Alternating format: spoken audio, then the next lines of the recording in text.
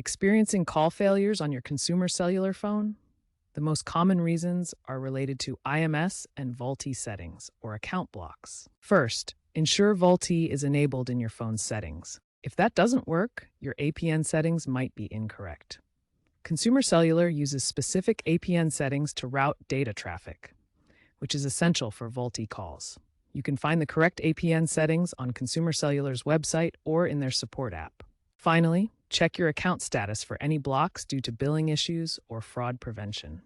Use the Consumer Cellular app or website to verify and resolve any account problems. Restarting your phone after each step can also help.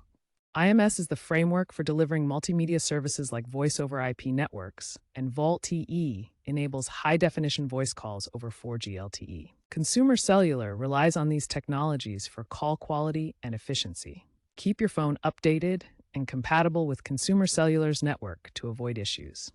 Looking ahead, Consumer Cellular plans to fully integrate 5G voice (ONR), further improving call reliability. As technology evolves, proactively updating your phone's software and understanding basic troubleshooting steps will ensure a smooth calling experience. You can also use Consumer Cellular's app for automated troubleshooting and support.